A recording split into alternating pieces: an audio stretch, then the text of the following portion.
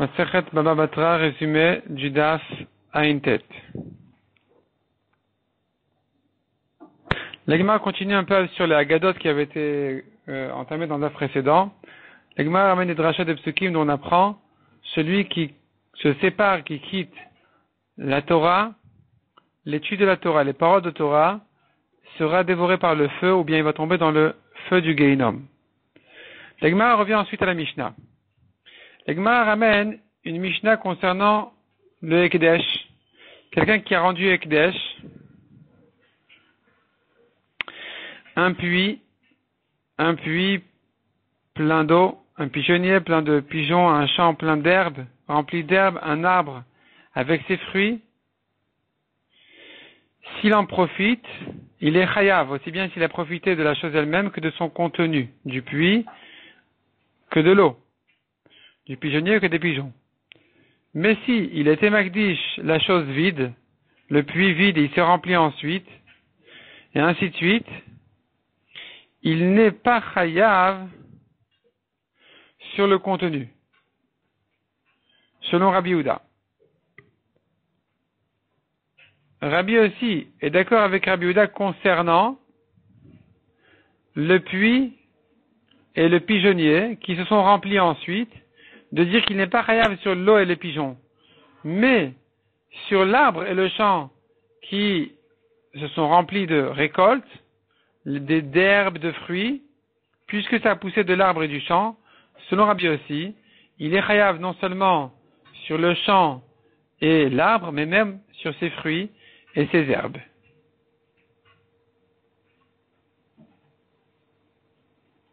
La Gemara ramène encore une autre marloquette.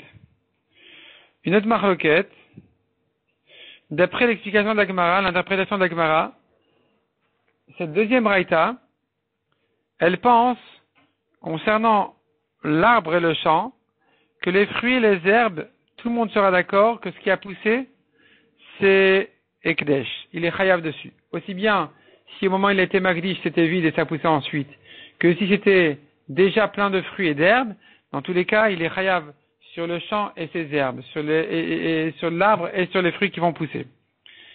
La marloquette de cette deuxième raïta se rapporte sur celui qui était magdish, un puits rempli d'eau, ou un pigeonnier plein de pigeons.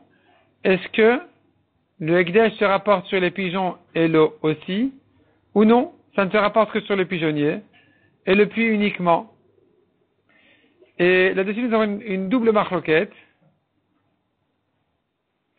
c'est-à-dire aussi bien dans le cas où il était magdish quand c'était vide et ça s'est rempli ensuite, que dans le cas où c'était rempli a priori, et la marloquette s'inverse. C'est-à-dire, celui qui dit dans le premier cas chayav dit dans le deuxième cas patour, celui qui dit dans le premier cas patour dit dans le deuxième cas chayav. La Gemara explique le fond de la marloquette, concernant donc, comme on a dit, le puits et le pigeonnier qui se sont remplis ensuite, ou bien qui étaient remplis au moment du Ekdesh. La marloquette, quand ils se sont remplis ensuite, c'est de savoir, est-ce que celui qui est magdish, est-ce qu'on peut acquérir quelque chose qui n'est pas encore arrivé au monde? Celui qui dit on peut acquérir quelque chose qui n'est pas arrivé au monde va dire on peut être magdish aussi l'eau qui va rentrer dans le puits naturellement, ou bien les pigeons qui vont rentrer naturellement dans ce pigeonnier. Ça, c'est un Ekdesh qui peut fonctionner. Celui qui dit non, il pense qu'on ne peut pas acquérir quelque chose qui n'est pas encore arrivé au monde, on ne peut pas non plus être magdish quelque chose qui n'est pas encore arrivé. La marloquette concernant le puits rempli d'eau, le pigeonnier plein de pigeons au moment du Ekdesh, c'est une autre marloquette entre les mêmes Tanaïs, mais chacun dit le contraire cette fois-ci.